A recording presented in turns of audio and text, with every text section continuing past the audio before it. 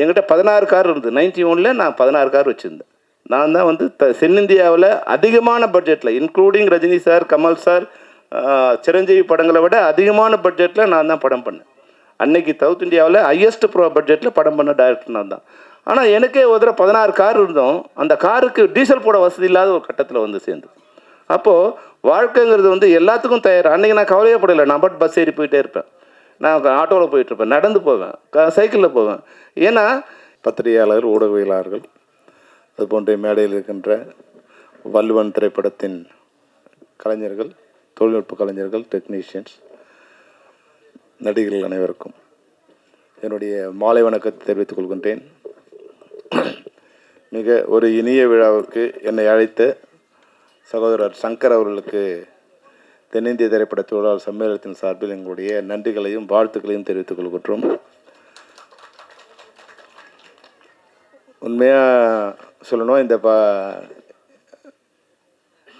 அந்த இன்விடேஷன் கொடுத்து சங்கர் என்னை இன்வைட் பண்ணும்போது நான் ஏதோ ஒரு டாக்குமெண்ட்ரி படம் மாதிரி தான் நினச்சேன். இது என்ன படம், இது வந்து ஒன்றும் இதுவாக இல்லையே அப்படிங்கிற இதோடு தான் நான் வந்து அந்த இன்விடேஷனை பார்த்து வந்தேன். ஆனால் ட்ரெய்லரை பார்த்த உடனே ஒரு பிரம்மாண்டமான ஒரு ஆக்ஷன் படத்தை பார்த்த மாதிரி வந்து மிக பிரம்மாண்டமாக இருந்தது. உண்மையிலே வந்து ஒரு க்ரைம் த்ரில்லரை வந்து ரொம்ப அழகாக, ரொம்ப பியூட்டிஃபுல்லாக இருந்தது. அதனால் வந்து நீங்கள் வந்து இப்போ நான் திரைப்படத்துறையில் இருந்து எனக்கே வந்து அந்த படத்தை பற்றி ஒரு இது இல்லாத தெரியல இல்லையா? அதனால் வந்து நீங்கள் முதல் முறை செய்ய வேண்டிய வேலை என்ன, எந்த மீடியாவில் வந்து ரசிகர்கள்ட்ட போய் செலுத்த முடியுமோ அதை வந்து குறிப்பாக வந்து கொண்டு செலுத்தி இந்த படம் எது மாதிரியான படம் அந்த ஆடியன்ஸ் வருவாங்க. அப்போ வள்ளுவன்னா ஏதோ நீ வந்து ஒரு தமிழ் பற்றில் ஏதோ ஒரு படம் எடுத்துருக்க போகுது அப்படின்னு நினச்சி வராமல் விட்டுட்டாங்கன்னா அது நல்லா இருக்காது. அதனால் வந்து நல்ல மிக பிரம்மாண்டமாக இருந்தது படம். வந்து டைரக்டராக வந்து நீ வந்து கமாண்டிங்காக இருந்திருக்க. ஏன்னா வந்து கேசட் ரிலீஸ் கூட ப்ரொடியூசர் கீழே உட்காருன்னு சொல்கிற அளவுக்கு உனக்கு வந்து ஒரு பவர் இருக்குது. வழக்கமாக டைரக்டராக கேசட் ரிலீஸில் கூட மாட்டாங்க. ஆனால் நீ ப்ரொடியூசரை இன்னும் கண்ட்ரோலில் வச்சுருக்கேன்னா அது உண்மையாகவே வந்து ரொம்ப சந்தோஷமாக இருக்குது. உங்கள் தயாரிப்பாளர் சொன்னது ஒன்றும் தப்பு இல்லை. உண்மையிலே இது போன்ற தயாரிப்பாளர்கள் தான் இன்றைக்கி தமிழ் சினிமாவை வாழ வச்சுக்கிட்டு இருக்காங்க. இதுதான் புதிய தயாரிப்பாளர்கள் தான் இன்றைக்கி தமிழ் சினிமாவை வாழ வைக்கிறவங்க. புதிய தயாரிப்பாளர்கள் தான். கடந்த 10 ஆண்டுகளில் வந்து ஏறக்குறைய 2500 திரைப்படங்கள் வந்திருக்கு. இதில் வந்து 2100 பேர் வந்து புதிய திரைப்பட தயாரிப்பாளர்கள். அவங்க தான் எங்களுக்கு சோறு போட்டுக்கிட்டு இருக்காங்க. அவர் சொன்னது வந்து எந்த விதத்திலும் தப்பு இல்லை. அவங்க வருவாங்க, ஒரு படம் எடுப்பாங்க, போயிடுவாங்க. ஆனால் படத்தோட வெற்றி கிடைச்சதுன்னா அந்த 2100 பேரில் குறைஞ்சபட்சம் வந்து ஒரு 1000 பேர் திரும்பி படம் எடுக்க வருவாங்க. இந்த 2500 பேரில் ஏன்னா நான் 10 வருஷமாக வந்து இந்த போஸ்ட்டில் இருக்கேன், ஒரு பிரசிடெண்ட்டாக இருக்கேன். அதனால் வந்து எனக்கு வந்து ஓவரால் வியூ தெரியுங்கிறதால 2500 ப்ரொடக்ஷன்ஸில் 2100 ப்ரொடியூசர்ஸ் அந்த படத்தோடு போயிட்டாங்க, மறுபடியும் வரல. திரும்பி 2வது படம் எடுக்கிறவங்கிறவங்க வந்து ஒரு 400 பேர் தான் 10 வருஷத்தில். அவங்க தான் திரும்பி 2வது படம் எடுத்திருக்காங்க. அப்போ ஒரு தொழிலோட வளர்ச்சி எப்படி இருக்கும்னா, அதே தொழிலில் வந்து நான் வந்து ஒரு படம் பண்ணுறேன். நான் 1991 நான் வந்து படம் ப்ரொடக்ஷன் பண்ண ஆரம்பித்தேன். 2005 வரைக்கும் தொடர்ந்து ஒரு 16 படம் நான் பண்ணிகிட்டே இருக்கேன். அப்போது என்ன மாதிரி வந்து எப்போ நான் படம் பண்ணிகிட்டே இருப்பேன். தொடர்ந்து அந்த படத்தில் லாபம் வரும்போது இல்லை வந்து என்னால் படம் எடுக்க முடியும் நிலைமை இருந்தால் தான். ஆனால் இன்றைக்கி வந்து அது போல் இல்லை. உண்மையிலே வந்து ராஜா சொன்னார் இல்லையா, நான் போகும்போது 7 பேர் இருந்தாங்க, 12 பேர் இருந்தாங்க. அந்த நிலைமை மாறி திரைப்படங்கள் வந்து மிக பிரமாண்டமான வெற்றி அடைத்துக்கு 3 விஷயம் தான் வேணும். ஒன்று, எல்லாரும் திரைப்படங்களை பார்க்கக்கூடிய ஒரு வசதி இருக்கணும். எந்த ஆடியன்ஸுக்காக படம் பண்ணுறோமோ அந்த ஆடியன்ஸுக்கான படங்கிறத முதல்ல நம்ம தெரிவு பண்ணிடணும். உங்கள் படத்தை பார்க்கும்போது உண்மையிலே ஒரு ஹீரோ ஹீரோயின் ப்ளசண்ட்டாக இருக்காங்க. Chetan, all the best. நீங்களும் வந்து உங்களோட ஸ்மைல் நல்லா இருக்குது, ப்ளசண்ட்டாக இருக்கீங்க. நிச்சயமாக வந்து ஒரு நல்ல ஹீரோ ஹீரோயின் வந்திருக்கு. நீங்கள் சேத்தன் வந்து நம்ம கேஷுவலாக பண்ணுறீங்க. உண்மையாக வந்து பிரம்மாண்டமாக இருந்தது. ஒரு ஃபைட்ஸ்லாம் வந்து ஒரு பியூட்டிஃபுல்லாக, அதான் வந்து ஒரு ஹேண்ட்ஸமாகவும் இருக்கீங்க, ஒரு ஆக்ஷன் ஹீரோவாகவும் இருக்கீங்க. நிச்சயமாக தமிழ் சினிமாவில் நீங்கள் நல்லா வருவீங்க. தயாரிப்பாளர்கள் வந்து எப்படி இப்போ வந்து நம்ம ஒரு மரம் வைக்கிறோம். அந்த மரம் வச்சும்போது அது தண்ணி ஊற்றி பாதுகாத்து வளர்த்துக்கிறோம். அந்த மரம் வளர்ந்த உடனே மரம் வச்சவனுக்கு அதில் ஒரு நிழல் கொடுக்குற பாக்கியமாவது கிடைக்கும். சில மரங்கள் வந்து காய் காய்க்கும், பழம் வரும், அந்த பழம் எடுத்துக்கலாம். பழமே வராமல் மரங்கள் வந்து நிழலையாவது கொடுக்கும். அதுபோல் இனிமேல் தமிழ் சினிமா இப்போ தெனப்ப இருக்கார், உங்களுக்கு ஒரு ஐடியா கொடுக்குறேன். நம்ம இனிமேல் இன்ட்ரொடக்ஷன் பண்ணும்போது வாழ்நாளில் உன் சம்பாத்தியத்தில் 10% உன்னை தயாரிப்பாளர் கொடுத்துட வேண்டும் அப்படின்னு வந்து ஒரு அக்ரிமெண்ட் போட்டால் எப்படி இப்போ மியூசிக் டைரக்டர் ஏதோ படம் பண்ணுறாரு, அவங்களுக்கு வந்து ஐபிஆர்எஸில் வந்து கலெக்ட் பண்ணி கொடுத்துட்டே இருக்காங்க, அவங்க வாரிசுகள் கூட வாங்கிட்டே இருக்காங்க.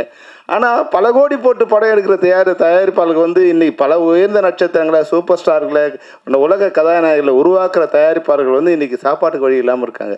குறைஞ்சபட்சம் இது மாதிரி ஒரு ரூல் நீங்கள் கொண்டு வந்து வச்சிங்கன்னா 10% வேணாம், ஒரு 5% ஒன்று சம்பாத்தியத்தில் 5% ஒன்று யார் ஆளாக்குனாங்களோ அவங்களுக்கு வந்து நீங்கள் வந்து கான்ட்ரிபியூஷன் கொடுக்கணும் அப்படிங்கிற ஒரு திட்டத்தை கொண்டு வந்தீங்கன்னா தயாரிப்பாளர் குறைஞ்சபட்சம் நல்லா இருப்பாங்க.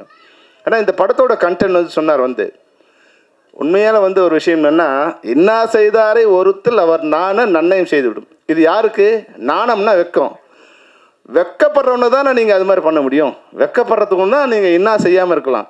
ஆனால் இன்றைக்கி சூடு சொரணம் இல்லாமல் வெக்கம் இல்லாமல் வந்து மனிதர்களாகவே நினைக்காத ஜென்மங்கள் இருக்கும்போது அந்த இன்னா செய்தாருக்கு இன்னா தான் செய்யணும், அங்கே இனிவை செய்ய முடியாது. அதுதான் இன்றைக்கி இருக்கிற சிச்சுவேஷன்.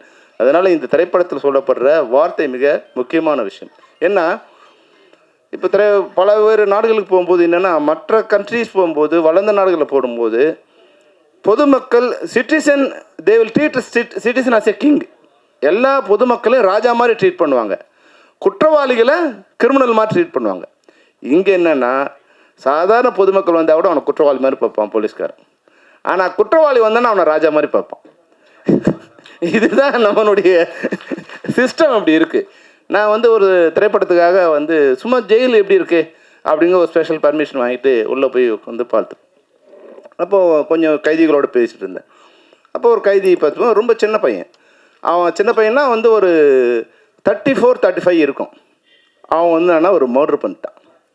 அவன் ஆயுள் தண்டனை அடைஞ்சிருக்கான். இப்போ வந்து அவனை அடுத்த சில மாதங்கள் ரிலீஸ் ஆக போகிறான். அதாவது அப்போ அவன் மர்டர் பண்ணும்போது என்ன ஏஜ் பாருங்கள், 18+ அவனுக்கு. என்னென்னு கேட்டால் அவன் ஃப்ரெண்ட்ஸ் எல்லாம் பேசிட்டே இருந்திருக்காங்க, படிக்கட்டில் நின்று பேசிட்டு இருக்காங்க. கோவம் வந்து இப்படி தள்ளிட்டு இருக்கான். தள்ளின உடனே அவன் கீழே போய் விழுந்திருக்கான், அடிபட்டு டெத்து. அதோடு முடிச்சிருந்தானா அவனுக்கு பிரச்சனை இல்லை. அவன் என்ன பண்ணுறான், பயத்தில் அவன் ஃப்ரெண்டுக்கு ஃபோன் பண்ணியிருக்கான். ஃப்ரெண்டுக்கு ஃபோன் பண்ணி, டே என்னென்ன பண்ணலாம் வாடா, இது மாதிரி ஆயிடுச்சுறான்னு அவன் வந்திருக்கான். அந்த அடலசன்ட் ஏஜில் என்ன பண்ணுறதுன்னு தெரியாமல் வந்து என்ன பண்ணியிருக்காங்க, அந்த பாடியை காரில் போட்டு வண்டலூர் கொண்டு போயிட்டு அதை பெட்ரோல் ஊற்றி கொளுத்திட்டு வந்துட்டான். அதுதான் பெரிய க்ரைம் ஆகிடுச்சு. அப்போது அவனுக்கு வந்து லைஃப் அந்த நோக்கம் இல்லை, எந்த விதமான இதுவும் இல்லை. இப்போ வந்து அங்கே நாங்கள் போகும்போது அங்கே வெளியே ஹோட்டல் மாதிரி வச்சு அவங்களுக்கு வந்து, ஏன்னா இது மாதிரி நன்னடத்தையோடு இருக்கிற கைதிகளுக்கு அவன் வேறு எந்த தப்பும் பண்ணல. அவனுக்கு 35 இயர்ஸ், அவன் ரிலீஸ் பண்ண போகிறான். அப்போ பேசிகிட்டு இருக்கும்போது சொன்னால், வேறு 2-3 கைதிகளாக இருக்காங்க.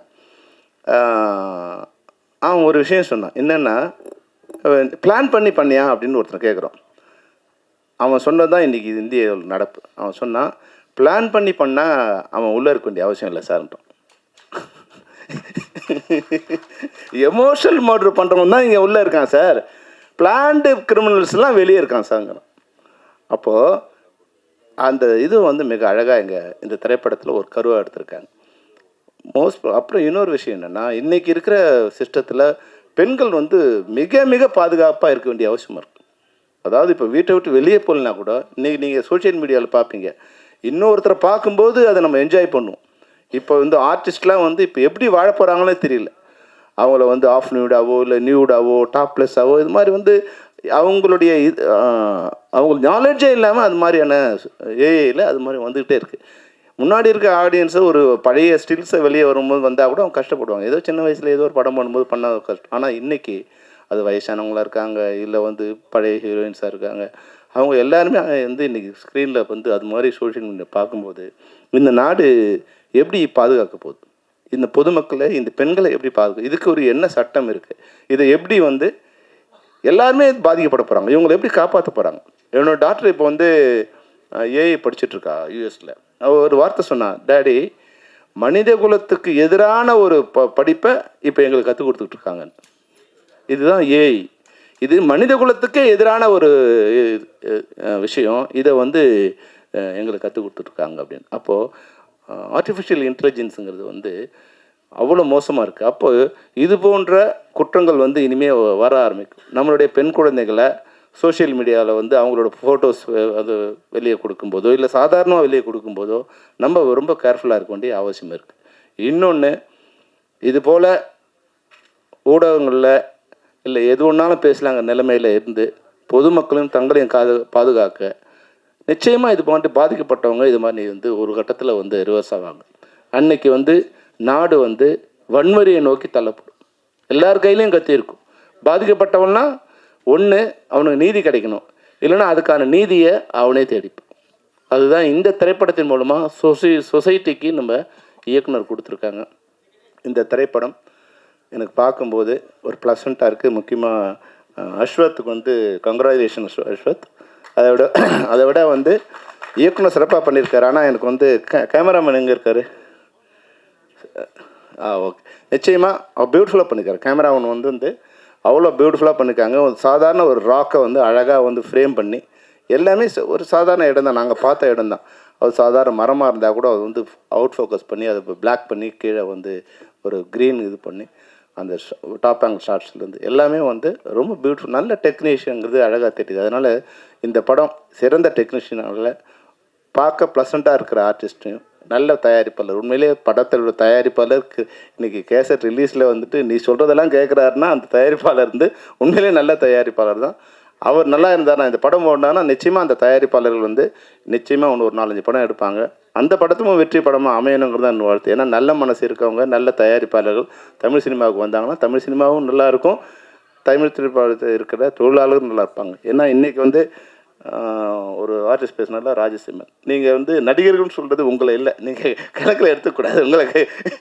ஏன்னா நீங்கள் ஒரு கலைஞன், நீங்கள் நடிகன் இல்லை. இன்னும் நடிகன் யாருன்னா மொத்த வருமானத்தில் 80% தானே எடுத்துகிட்டு போகிறவன் தான் இன்றைக்கி நாங்கள் நடிகனா. அவங்க சொல்கிறதெல்லாம் அவங்கள தான் சொல்கிறாங்க. நீங்கள் ஒரு தொழில்நுட்ப கலைஞன் இல்லை கலைஞன். உங்களுக்கெல்லாம் கொடுக்க வேண்டிய ஊதியமே ஒன்றும் யாரும் கொடுக்கல. உங்களோட ஊதியத்தெல்லாம் யாரும் வாங்கிட்டு போகிறாங்க. அந்த உதயகுமார் சொன்னார் இல்லைங்களா, ஒரு டிக்கெட் வாங்கும்போது அவங்களுக்கு உண்டான ஊதியம் வந்து சேருதுன்னு. ஆனால் நம்ம ஊதியம் எதுவுமே வந்து நமக்கு யாருக்குமே வர்றதில்லை. அது தொழிலாளிக்கும் வர்றதில்லை, உங்களை மாதிரி கலைஞருக்கும் வர்றதில்லை, இயக்குநருக்கும் வர்றதில்லை. அது பிரபல்யம் அடையும் போது அதை டிமாண்ட் பண்ணி இது ஒரு பிளாக்மெயில் மாதிரி தான் இப்போ வந்து வாங்குறாங்க தவிர யாரும் உழைப்புக்கேற்ற ஊதியம் இங்கே யாருக்குமே கிடைக்கிறதில்லை. வெற்றிக்கேற்ற ஊதியம். உங்கள் படம் ஓடிடுச்சு, அது யாராலும் ஓடுறதுலாம் தெரியாது. ஓடினதா நினச்சிக்கிட்டாருன்னா தனக்கு 1 கோடின்னா 2 கோடின்னா எத்தனை கோடினாலும் கேட்கலாம், கொடுக்கலாம், அது வேறு விஷயம். நீங்கள் அதை பற்றி கவலைப்படாதீங்க. நடிகைகள்னு யாராவது குறிப்பிட்டாங்கன்னா உங்களை வந்து கலைஞனாக தான் நாங்கள் நினைக்கிறோம் தவிர இன்னும் நடிகராக நினைக்கிறோம். நீங்கள் நடிகனாக வந்த பிறகு அந்த நிலைமைக்கு நீங்கள் வருவீங்க. நிச்சயமாக நீங்கள் உண்மையாக நல்ல விஷயம் சொன்னீங்க. நம்ம எதை பற்றியும் கவலைப்படுவோம். நான் கூட வந்து ஒரு நாள் வந்து என்கிட்ட 16 கார் இருந்தது. 91 நான் 16 கார் வச்சுருந்தேன். நான் தான் வந்து தென்னிந்தியாவில் அதிகமான பட்ஜெட்டில், including Rajini sir, Kamal sir, Chiranjeevi படங்களை விட அதிகமான பட்ஜெட்டில் நான் தான் படம் பண்ணேன். அன்னைக்கு சவுத் இந்தியாவில் ஹையஸ்ட் பட்ஜெட்டில் படம் பண்ண டைரக்டர் நான் தான். ஆனால் எனக்கே ஒரு தடவை 16 கார் இருந்தோம். அந்த காருக்கு டீசல் போட வசதி இல்லாத ஒரு கட்டத்தில் வந்து சேர்ந்து. அப்போது வாழ்க்கைங்கிறது வந்து எல்லாத்துக்கும் தயார். அன்றைக்கி நான் கவலையே படலை. நான் பட் பஸ் ஏறி போயிட்டே இருப்பேன், நான் ஆட்டோவில் போயிட்டுருப்பேன், நடந்து போவேன், சைக்கிளில் போவேன். ஏன்னா இந்த சென்னைக்கு வரும்போது நான் நடந்து தான் வந்தேன். அன்றைக்கி வந்து என்கிட்ட ஒரு 25 காசு பணம் இருந்தால் கொடம்பாக்கம் டு வடவழியில் வந்து இறங்கலாம். ஆனால் 20 காசு தான் இருந்தால் என்ன பண்ணணும், ட்ரஸ்புரத்தில் இறங்கிக்கணும், அங்கேருந்து நடந்து வரணும். அப்போ 5 காசு இல்லாமல் நான் நடந்து கூட வந்திருக்கேன். இன்றைக்கி என்ன ஆளாக்குறது இந்த தமிழ் சினிமாவை தான். அது மாதிரி தான் உதயகுமார் சொல்லும்போது இப்போ உண்மையாகவே எனக்கு ரொம்ப டயர்டு. காலையில் 9 மணிக்கு வந்தோம். வரும்போதே நம்பிக்கிட்ட சொன்னேன், நம்பி என்னை வந்த உடனே அனுப்பிச்சிடுறான்னு. ஆனால் ஜான் வந்து சொன்னார், அண்ணா நீங்கள் கொஞ்சம் கடைசியாக பேசினா நல்லாயிருக்குன்னு. அப்போ அதையெல்லாம் வந்து ஏன் எடுத்துக்கிறோம்னா, ஏதோ ஒரு வகையில் இன்றைக்கி வந்து ஆர்கே செல்வமணினா இன்றைக்கி வந்து தமிழ்நாட்டுக்கோ இந்தியாவுக்கோ தெரியுதுன்னா அது காரணம் வந்து இது மாதிரி திரைப்படங்கள் தான், திரைப்படத்துறையில் இருந்ததால் தான் எல்லாருக்கும் தெரியுது. என்னால் முடிஞ்ச ஏதோ ஒரு உதவியை. அது மட்டும் இல்லாமல் சங்கர் வந்து என்னோட நெருங்கிய நண்பர். பல்வேறுங்களை என்னுடைய தேர்தலிருந்து பல்வேறு இடத்துல என் கூடவே இருந்து அவர் எனக்கு ஒர்க் பண்ணியிருந்திருக்காரு.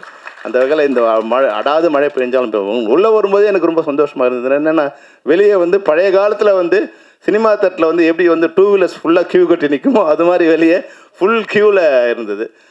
அது உள்ளே வரும்போது எனக்கு சந்தோஷமாக வந்து மேடையிலையும் வந்து நிறைய நண்பர்கள் உங்களுக்காக வந்திருக்காங்க. அப்போ தயாரிப்பாளர்களை அவங்களுக்கு தெரிஞ்சிருக்குமா இல்லையான்னு தெரியல. ஏன்னா வந்தவங்கள பாதி பேருக்கு மேலே உனக்காக தான் வந்திருப்பாங்கன்னு நினைக்கிறேன். ஏன்னா உன்னோட நட்பு அது மாதிரி, உன்னோட கமாண்டிங்கும் இருக்குது, உன்னோட தொழில் திறமையும் நல்லா இருக்குது. இந்த படம் நிச்சயமாக மிக பிரம்மாண்டமான வெற்றியிடம்.